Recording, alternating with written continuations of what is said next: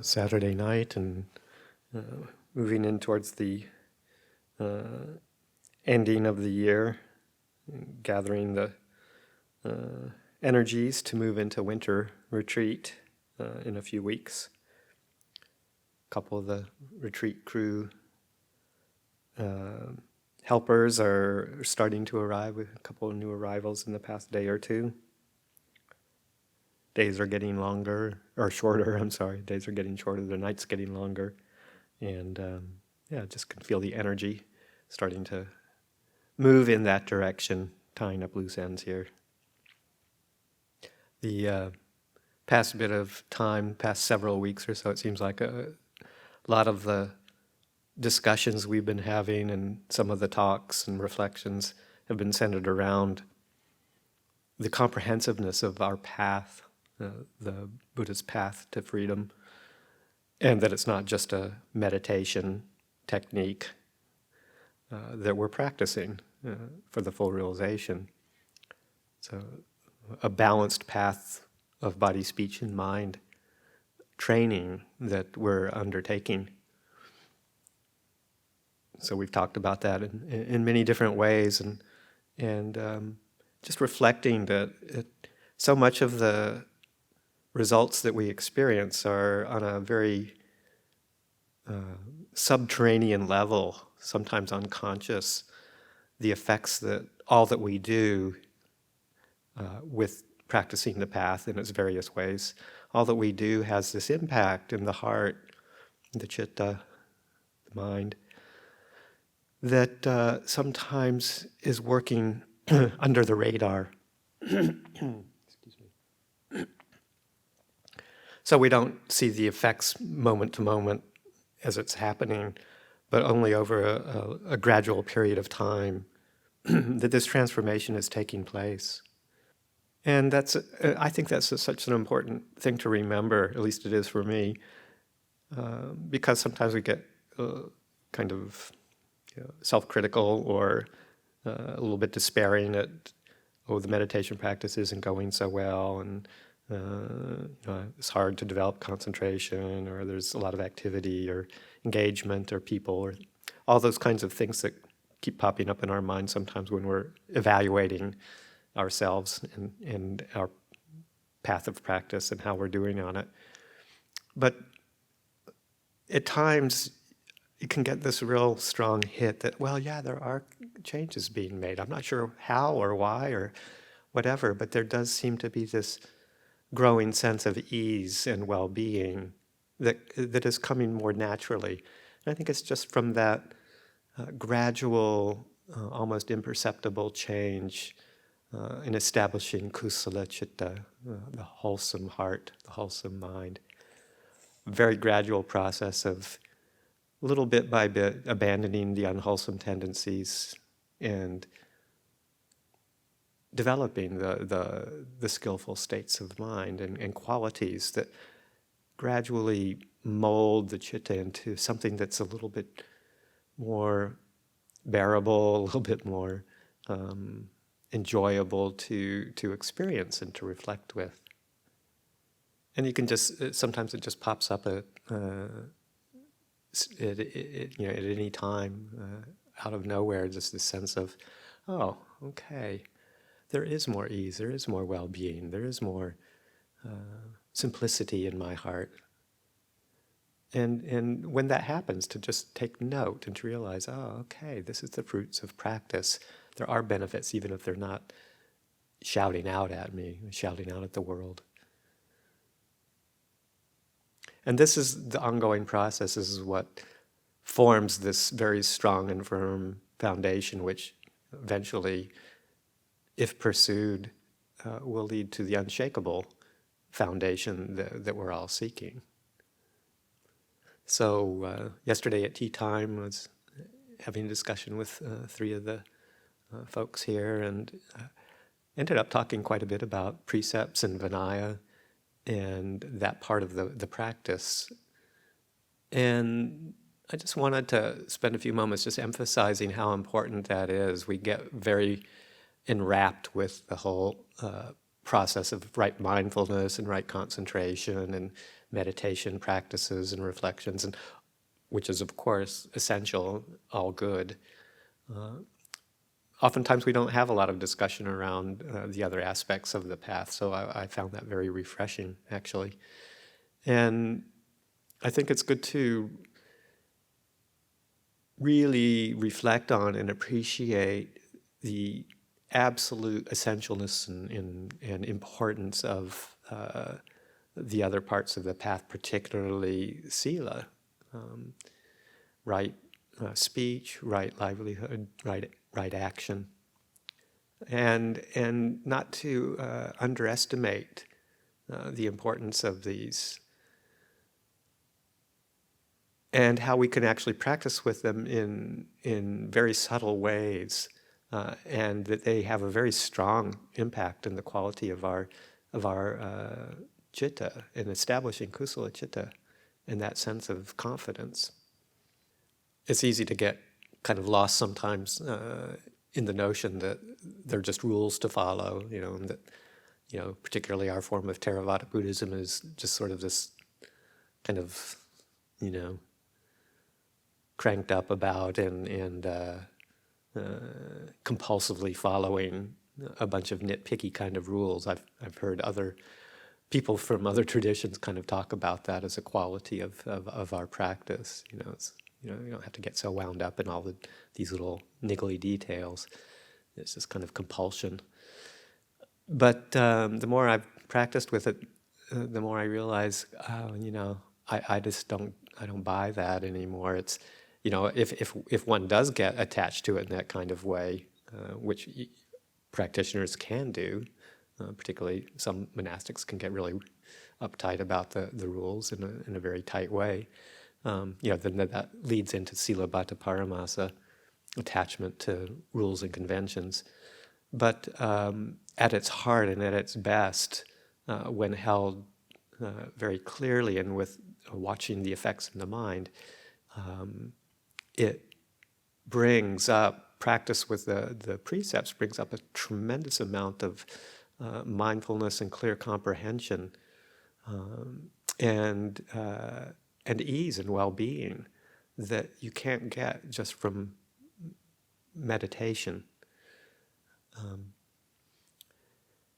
So it's good to remember to not just look perfunctorily at the rules, particularly the 5 precepts or the 8 precepts as lay practitioners, and without examining the more subtle nuances that one can use to really bring out that sense of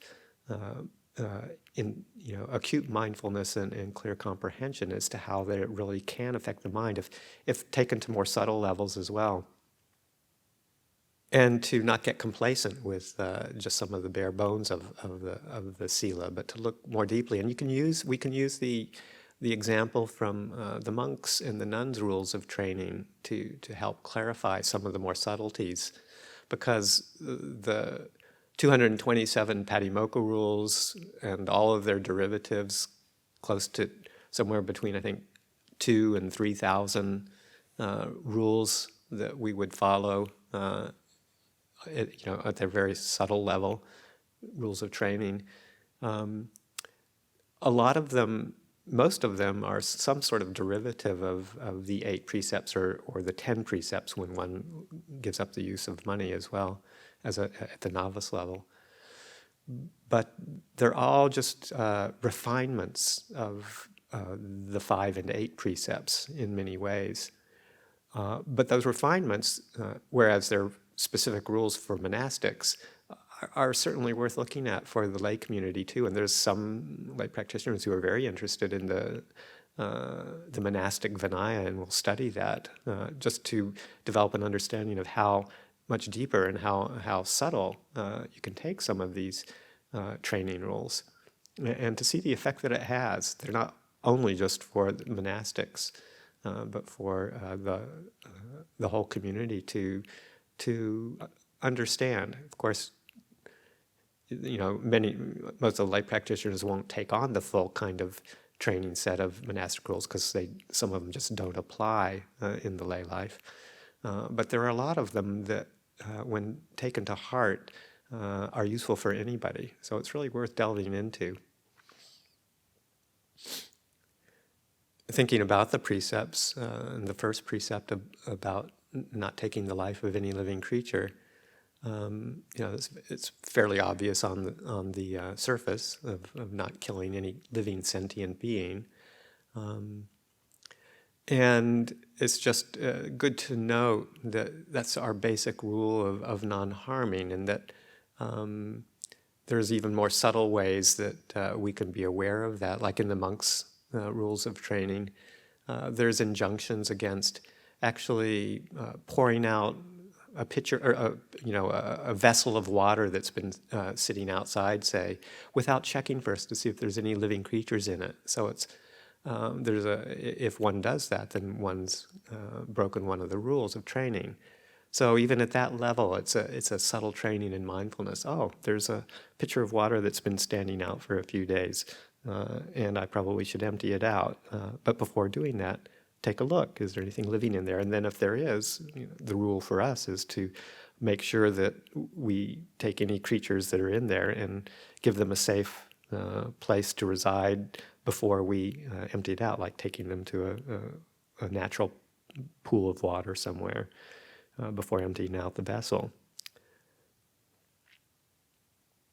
Other subtle rules that are related not to killing, but in the same vein of non-harming, that it's a violation of our rules of training to strike another human being or even an animal out of anger, or even to raise one's hand against someone, or even raising one's hand in a threatening gesture against an animal, unless it's out of self-protection in some dangerous situation. But just the very gestures we make are under scrutiny of ourselves if we're trying to train ourselves towards non-harming and fulfilling that first precept of non-harmfulness. Not to mention the positive sides of these precepts, of developing the counterpart in a positive sense. So it bleeds into the Dhamma practice of establishing a heart of kindness, an intention of loving kindness for all beings. So taking the opportunity to find subtle ways that we can refrain from harming any living creature. The second precept of not taking that which isn't given, not stealing anything, also can be practiced in very subtle ways, like, people have to pay taxes and fill out tax forms every year, and it's almost a common accepted practice to sometimes not mention things that legally one should mention. So what is the subtle effect of that in the heart? Maybe it doesn't make a huge amount of consequence, and yes, everybody does it, but is there any kind of subtle effect that lingers there in the background that kind of can cause an obstruction in our process of purification of the heart? Subtle ways of shading and protecting our resources like that.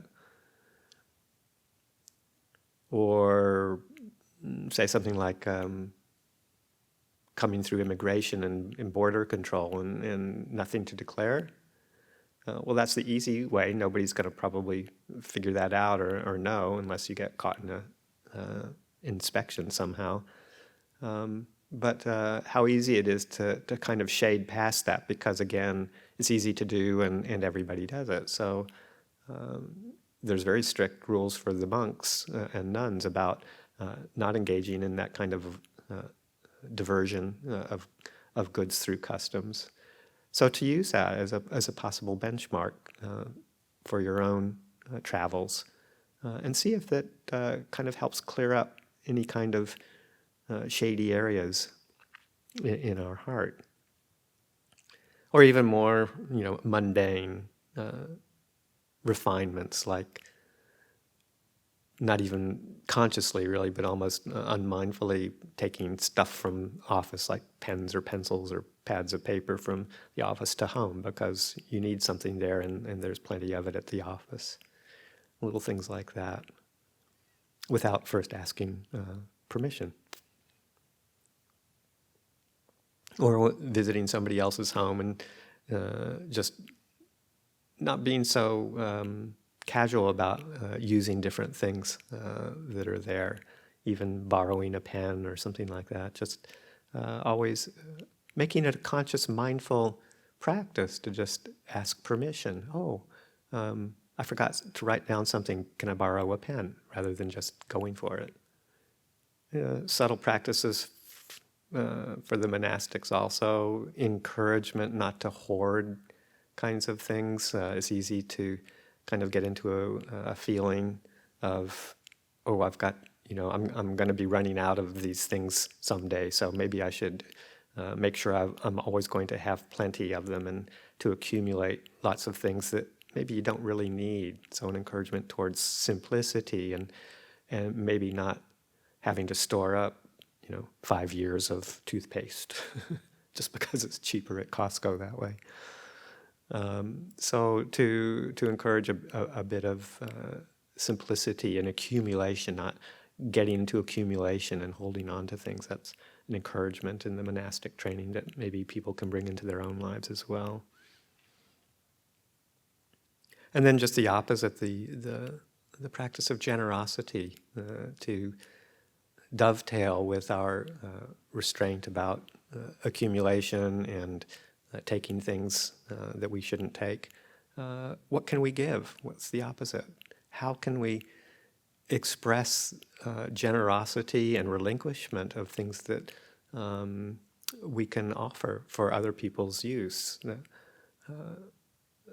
One of the Buddha's instructions to the monastics is to be willing to share even the smallest morsel of food from one's own bowl to another monk. One should be that generous to offer the contents of one's bowl to somebody who might not have as much. That just creates a real sense of trust and well-being and an easeful heart. And it counters that tendency to want to accumulate and hold things and get things that maybe we don't need or aren't rightfully ours. So subtle aspects of that, just that precept of not taking things that aren't given. Sexual misconduct, very clear in the teachings to use sexual energy as lay people very, very wisely. It's a very strong, powerful energy and can cause difficulty or harm if not used with a lot of wisdom and care. So to be aware of that and to, sometimes if you're inclined to take on the monastic training of complete celibacy, either for a short period of time or longer periods of time, to see the cooling effects that has in the heart. Sexuality can be an agitating kind of energy that stirs up the mind, and if we really move into it, then it can take control in some very compulsive ways. So to be sensitive to that, and if we're looking for a peace of mind, to see if there's ways to tone down the sexual energy, the sexual process. The precept, of course, is, for non-harmful forms of sexuality for the lay community. And it also just means, it can mean, taken to a further refinement level of just watching how even what seem like harmless ways of being, interacting, can agitate the mind. Flirtatious behavior, particularly if you're involved in a committed relationship. avoiding the temptation to kind of subtly engage with somebody else in a flirtatious way, even though you don't have any intention to establish any kind of sexual relationship. Just watching that tendency. And also just being more restrained, using sense restraint in how you attend to the visual world of sensual images, and to be not attending in a way that creates a lot of desire, a lot of interest that you don't need to have if you're looking for a peaceful mind. So being very restrained with the senses and being careful of how you attend to the attractive signs and features of another person or imagery of any kind, and to realize that, oh, I don't have to do that. I can kind of let my mind be a little less agitated and a little more peaceful by attending in a different way, or not attending to those aspects that incite sensual desire. So that's not necessarily part of that third precept, but it's a way to enhance it, and it's certainly a part of the monastic precepts. So these can be useful to examine as a lay practitioner. The fourth precept on speech is very fertile ground for deeper examination, I think. There's the basic precept against lying, but then the other unwholesome courses of speech that one wants to avoid, like harsh or divisive speech,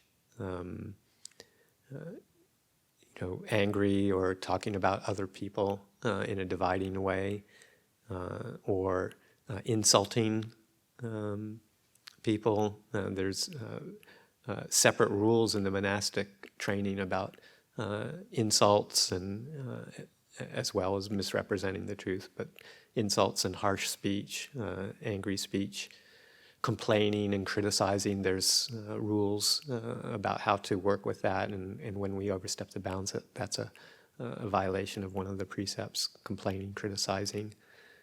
So more subtle levels of right speech.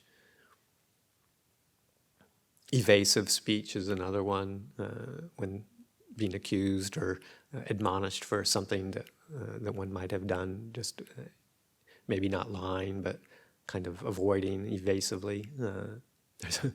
There's a really classic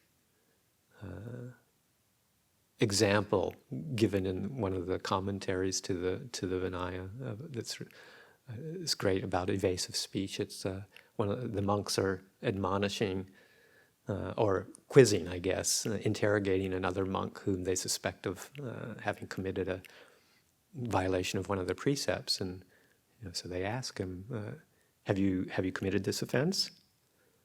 And the monk answers, "I've been in Pataliputta." And then the monks say, "Well, that's not answering the question. We didn't ask you where you were. We asked you if you committed this offense." The monk replies, From there I went to Rajagaha, and then on to, somewhere else." And the monks say, "We didn't ask you that question. Whether you went to Rajagaha or Brahmanagaha, it doesn't matter. Did you commit this offense?" And the monk replies, "I got some pork there." So I always get a chuckle out of that one. It's a good example of evasive speech when being asked about something. Or just falling into silence is another way that people can violate precepts. So looking at those and getting to know the Vinaya that the monastics follow can really point and illuminate some of these more subtle qualities of the precepts, and how they, by following the precepts well, how they can really fine-tune our hearts, fine-tune our minds, and bring about a huge amount of mindfulness and clear comprehension. So following these precepts and exploring them and maybe studying the Vinaya is an integral part of all of our practice. As we've talked about, the Buddha taught the Dhamma Vinaya. He didn't just teach meditation. He taught a full range of practices of body, speech, and mind, because it takes that full approach to free the heart. It can't be done piecemeal. And to take notice of those effects that it has. It's not just a minor part of the practice or something you can let go of at some point. It's integral to establishing the peaceful mind, and continues to work even though we don't know it. You can go for years and years and years of following the precepts and really attending to some of the more refined ways of doing it. And the change is slow, but it's very strong and it's very grounding, and it just reaches towards that unshakability that we're looking for, and it will last a long time if we continue to follow and nurture it. Even if our meditation is falling apart, or the circumstances where we're living aren't suitable, or if it's difficult to manage all the different kinds of energies and distractions that one can find in life, whether in the robes or in the household life. If one can stick with these precepts and really make that part of our daily life, and not letting that slack in any way, then that firm establishing of the heart in easefulness and peace has to result. It has to happen. So in answer to some of the discussion we were having the other night, I'd just really like to encourage people to take that into their daily lives, and to really make that a focus and a prominent part of your daily reality, and that coupled with generosity and giving, and the whole that basis for relinquishment in the process of generosity and giving, and non-selfishness. You don't have to be constantly contemplating the Anattalakkhana Sutta, the discourse on not self, and trying to drum that in a contemplative way, although that's good too. If you can practice continuous generosity, that's a very firm foundation for relinquishment of the sense of self. Even Buddha comes across some practitioners, some monks practicing together, and asks them if they're practicing together in harmony, and they are, for various reasons. They discuss that, or they respond that the reason that they are able to practice together well and in harmony is because they have regular, continuous thoughts of loving kindness, thoughts and words, and actions based on loving kindness towards each other. And then the one that always struck me quite strongly was that they said, the response was, we have the reflection of why don't I do what my friends would like to do rather than what I want to do, and that's a basis for harmony. Why shouldn't I do what they want to do rather than what I want to do, and how hard that is. And I've made that a very strong intention to try and do that as much as I can. It's not easy going. We were all interested in preserving our own agendas and our own needs, and to really, really practice that with that, giving up what it is that we want to do in deference to what others want to do, is the basic foundation for self-effacement, for letting go of the sense of self. So those kinds of practices, sila, dana, are absolutely necessary and indispensable towards developing the kusala citta, the skillful heart, that then leads to further release. So there are just a few reflections that coming up over the past few weeks, and then also amplified from the tea time the other night. So I'll leave it there for tonight's reflection.